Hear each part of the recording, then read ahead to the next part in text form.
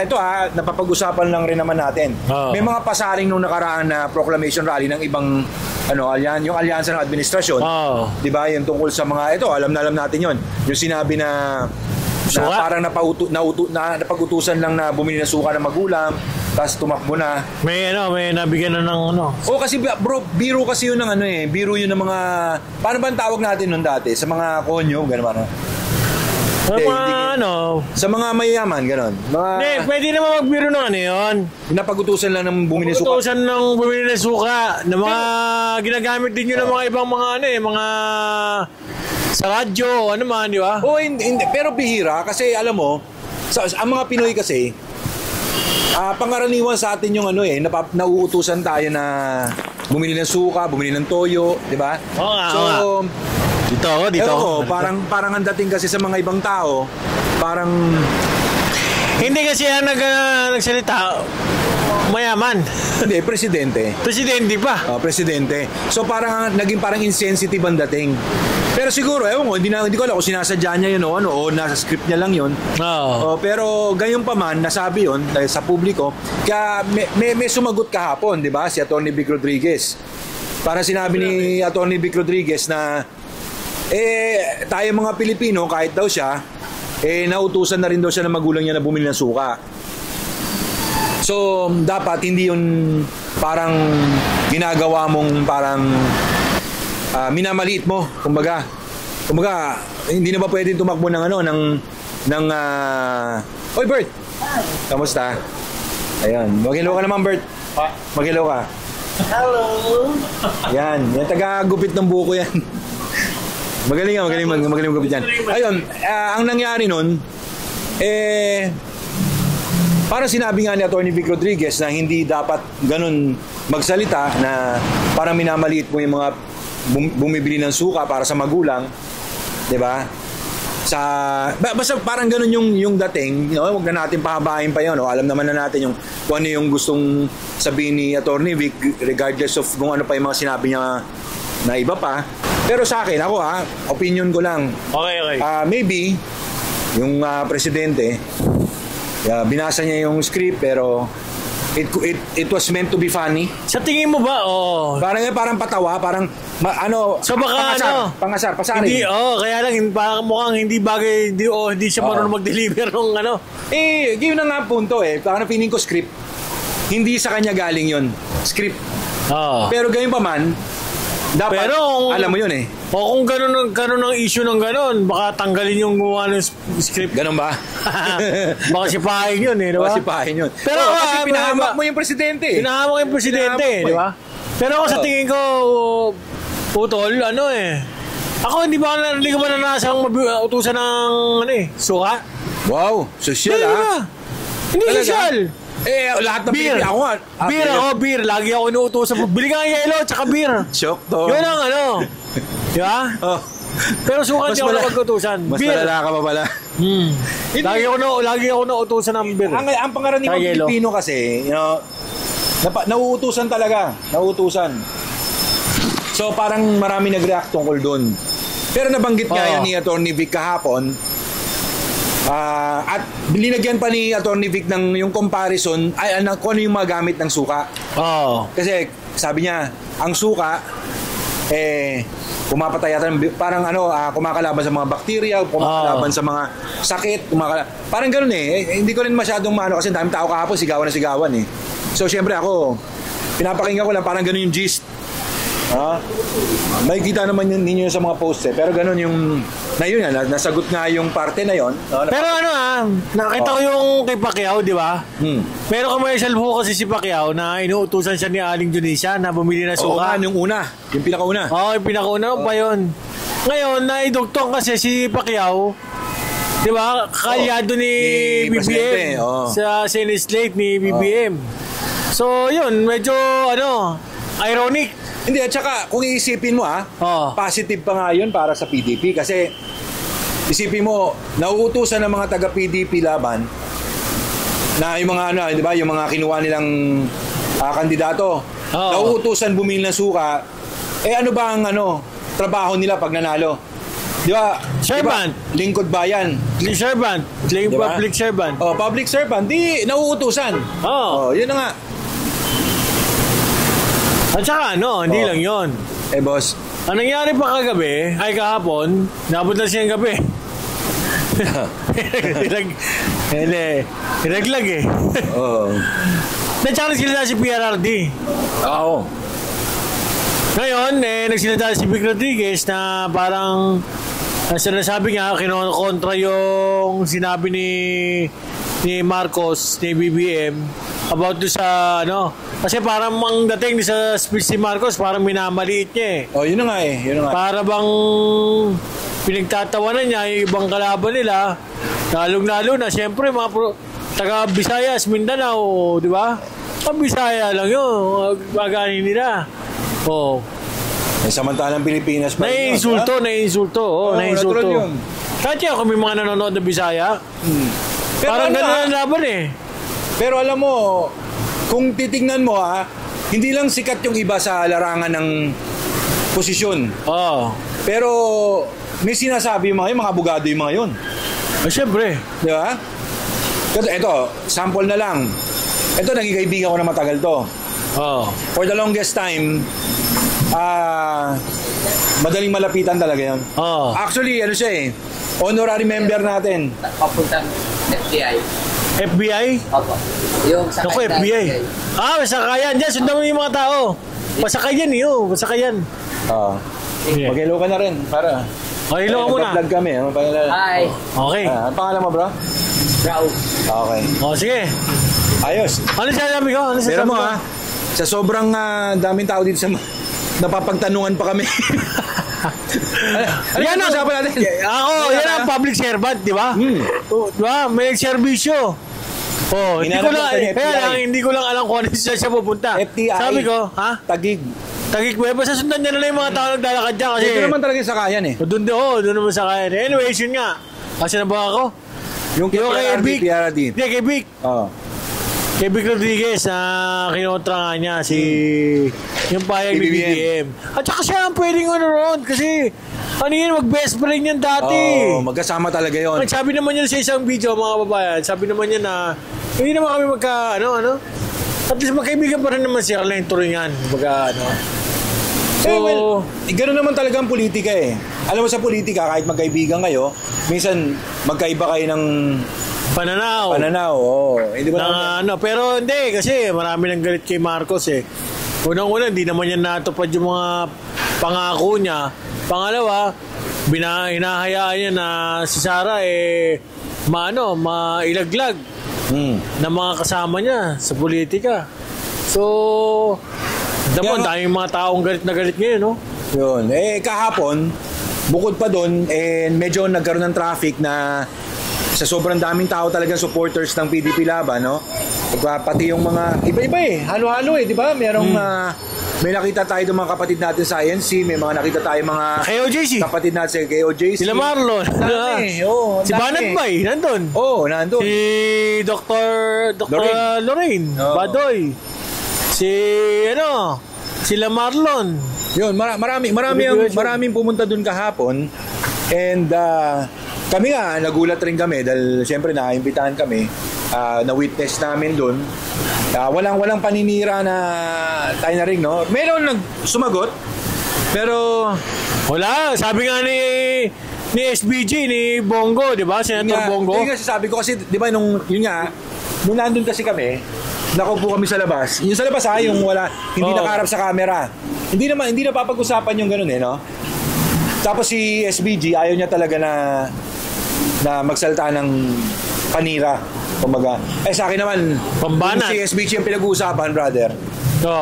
Hindi naman na niya kailangan manira. Kasi kung siya mangangampanya, ikakampanya lang naman na niya yung nagawa niya Di ba kasi tayo, kung tutusin tayong dalawa, alam namin yan kasi marami lumalapit sa amin para humingi ng tulong. Nagagamit namin talaga malasakit. Ilang beses na, marami kami natulungan sa malasakit. Pero hindi namin titake yung credit kasi gagawin lang naman namin, nilalapit namin sa malasakit, tas yun na. Ang bilis na. Diba? So, hindi na niya kailangan manira. Kumbaga, kampanya niya is yung resulta niya. Sinabi naman niya, di ba?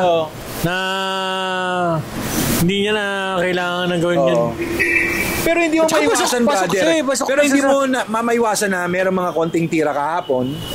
Diba? Lumabas naman na yan sa mga newsfeed nyo malamang, yung mga tira-tira. Pero yung kay SBG talaga, kasi SBG mismo, wala talaga. Kahit nung off-cam, nandun kami sa labas, nakaupo kami doon, pinapakinggan namin yung mga usap-usapin. Wala naman, puro ano lang. Kwentuhan lang, kamusta na ba, ganun lang yung pinag-usapan nila. Si Robin nandun, si Robin Padilla. Kaya nandun sa dulo, sa may poolside. Oo. Ano sila, Nadia, no? Ay. Nadia.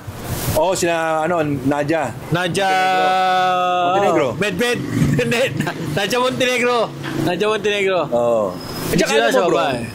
doon mo makikita yung totoong-totoo talaga si Robin, ano? Oo, may tinulungan siya doon. Oo, di ba? Kwento lang namin, ha? Hindi na natin sabihin kung sino, ano. May nabasa, Basta may may nabasa. nalaglag sa swimming pool. Alam mo, dinapitan ka agad yun ni Senator Robin. Binigyan niya ng jacket, bagong t-shirt. Inano niya kasi ninervyo siya baka lamigin, ano? Oo. May edad na rin yun. Kala ko nga si si Willie. Si Winnie nagbigay ng jacket. Bigyan jacket! No. Diba? Pero ang galing. Alam mo, 5,000. Pay ba 5,000 yan? Yan ang sabi ko eh. Ito, yung mga nakikita natin ganon, hindi na sila hindi na politiko yung dating eh. Talagang public servant per se. Kasi yung pangkaraniwan na parang, uy, may ano. Oo, may yun may natapa. Kawawa naman to, bigyan mo ng kagad ng ganito, di ba? Ganun lang, kahit naman dito eh. Napakasimple. Yung mga dumadaan dito, kung may natapa rito, tutulungan ko. Alam mo, may natapa rito kanina, may dumadaan. No? Tutulungan natin yan. Yun ang totoo, di ba? Yung hindi na kailangan magkaroon ng posisyon o whatever. Pero, siyempre, minsan kailangan mo magkaroon ng posisyon para mas marami matulungan. Tsaka, may mas power ang pagtulong. Magkakaroon ng matibay na suporta mula sa kala mo. Sila Pastor Apollo Kibuloy. Nandun din yung mga followers niya. Ayun nga, sila kakilala natin, sila Marlon. Yun. Si Marlon, Si MJ. Si MJ. Ayun nga, yung kahapon, talagang full support sila dun kahapon. Marami tayong nakita mga personalities. Kami nga dun basta nakaupo lang kami dun.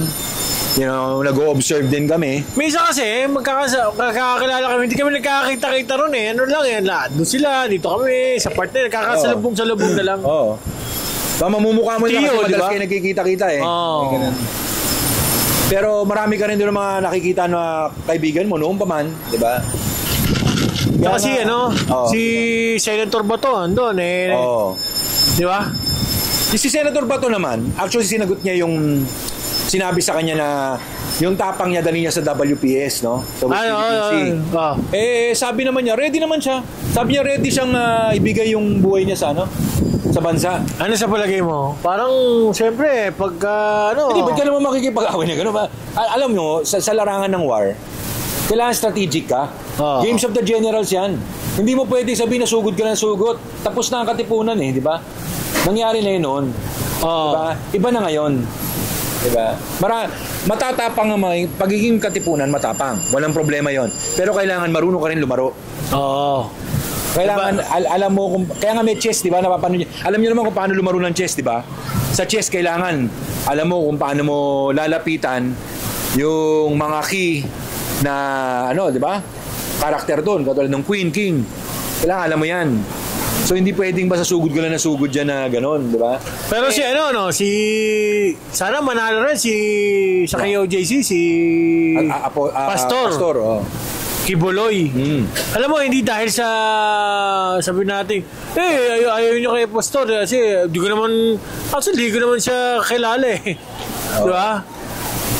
Kasi sa kanya, gusto ko lang, lalo mabigyan ng katarungan yung mga ginawa sa kanya. Alam mo, kahit hindi ka Bro Duterte, alam mo na ginipit lang yun sila Pastor. Siyempre nabibisit, yung mga kakilala ko, nabibisit lang, naiintindihan ko, nabibisit ka dyan. Kasi kampi-kampihan, gano'n. Kampi-kampihan dati. Pero, pare, kung alam mo yung nangyayari, nakikita mo, kumbaga sa chess, meron ka, nanonood ka, alam mo yung mga galawan. So yung galaw ng ginawa kay Apollo Kibuloy, alam mong ginipit. Tsaka talagang binalahura. So, takin na, siyempre, yan, alam mo na, Isa yan sa mga tutulong kay Sara. Tama, yun na nga. Ayan, sinasabi mo na rin lang yung tungkol kay VP Sara, no? No. Lumalabas na ngayon yung mga endorsement ni VP Sara sa kanila dito sa PDP lineup na to. Kahapon. So, ibig sabihin, one, patutulungan si VP Sara in terms of if ever man na mag-vote straight, sana nga, no, kung sakali, makapasok yung nakararami, di ba? Oo. Para matulungan din si VP Sara in terms of defending her ng fair trial no, sa Senado. Ganoon lang naman. Yun lang Sino naman. pang si Marcoleta. Yun. Ando, no? Bago pumunta doon sa ando na, may mga supporters si Marcoleta, di ba? At saka ang lakas niya ngayon, no? Imposible, Yan. mga kababayan, sa lahat ng mga nanonood, imposible na matalo yun. Kung unless nadadayain talaga. Kasi yun ang sabi-sabi. SBG, diba? ganun din, di ba? SBG, Imposible matatalo kasi yun. nasa Imposible yun. top 5 na ba yun? Si SBG, si Number Senator 2 to 3, Bongo. 2 to 3. 2 to 3, Imposible yun, unless nadadayain talaga. Ngayon, yun, si Marcoleta. Ang tibay nun. Kita mo, iglesia pa lang yun, what more yung ayaw kay Puro ba SBG? tumigil? Hindi. Sure ka? Nakapula Ayaw, nakapula. Ngayon, tawag nito? Imposible, kasi Pero sa tingin mo, may posibilidad na madaya sila. meron siguro. Paano paraan, di ba? Sa sinasabi nila Smart Magic. Ito, usapang Last minute, nakatambay gano'n? lang naman to. Hindi naman tayo Lang naman magaling to, no? Opinion lang. Oo. Opinion lang. Di naman sa sinasabi natin mangyayari yun, no? Sinasabi lang natin na napapag-usapan lang, maaari ba o hindi. Parang Ito ay di chismis na pag-uusapan lang. Yun Ganun. yun. Tapos, ayan, sino pa bang nandun? Si Ipe, alam mo, itong Si Ipe ko nandun. dyan, siguro sa sobrang daming galit kay Marcos at pinayayabang niya yung Senate slate niya. Putsang ina ba, madaming boboto, maraming Pumasok pa si Ipe. papasok si Ipe kasi, gano'n ito boto ko si Ipe, di ba? Oo. Di ba, kahit iba, hindi naman boboto si Ipe, kaya dahil sa sobrang galit kay Marcos, putsa, boto na dito, shade na dito, Ipe, Philip Salvador. Bumili na suka. Ito iboboto ko. Ito utusan bumili na suka. Dito kami, Ipe. Kumbaga, yun, maaaring maging reaksyon ng mga tao. Kasi siniklab mo Oo. Di ba? Namikong ka ng Pucha, biruin mo, tumaas na ngayong February, tumaas na naman yung kuryente. Pikon, siyempre, mabipikon na naman sa yung tao. Jimmy Bondoc, sabi Bondoc. sinasabi nyo si Jimmy Bondoc, singer lang sige, Pero abogado yun, bro. Abogado, tsaka Abogado membro yun. ng Brothers for Duterte na yun.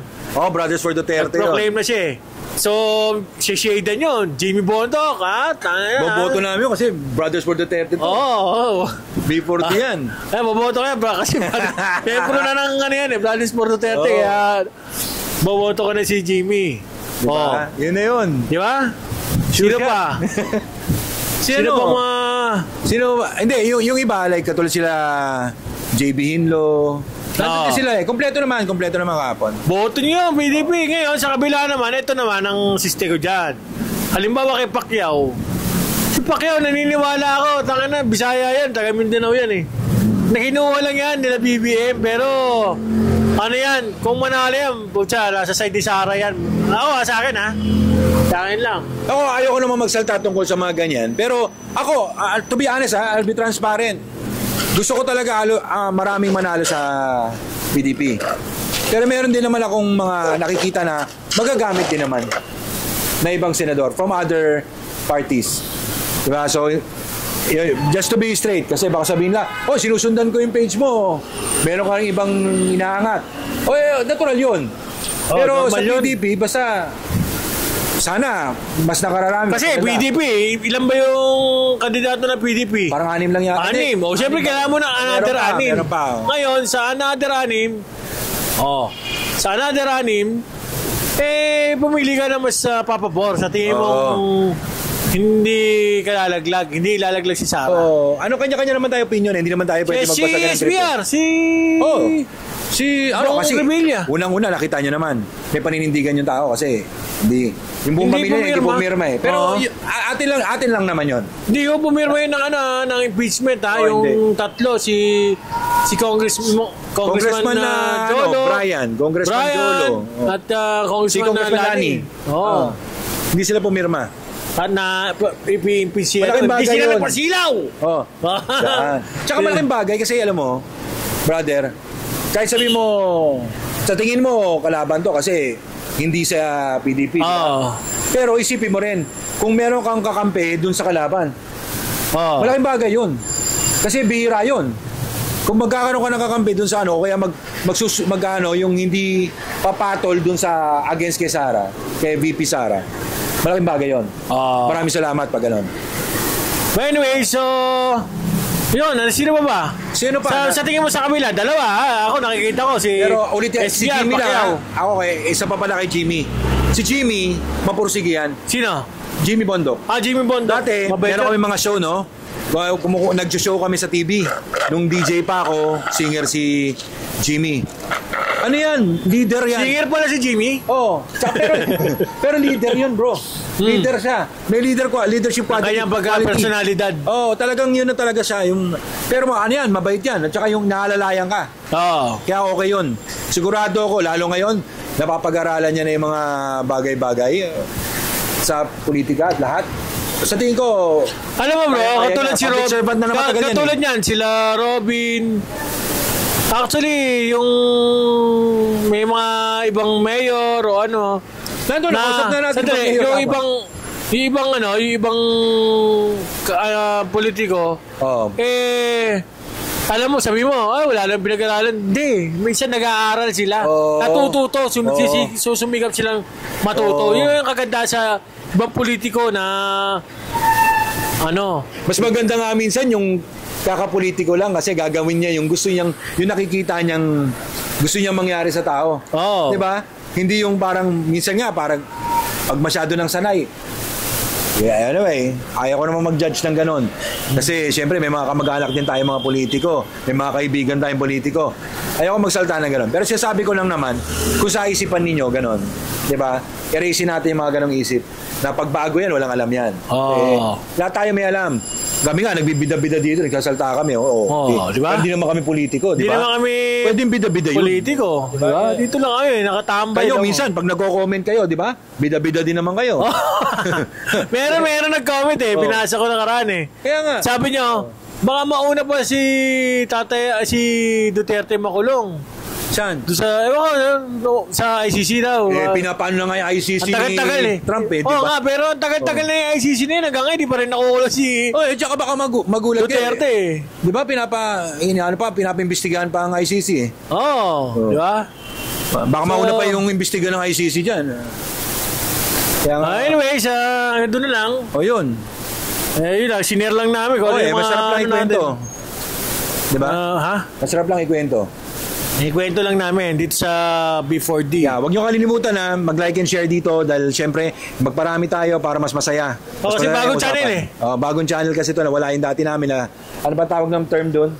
Ano? Nayari. Sa atin yun, nayari, naligwak. Nayari. Okay. Maraming salamat po sa inyo. Ako po si Tito Potato. Ano po, sa kanyang likod, si Tapero. Dito kayo sa B4D.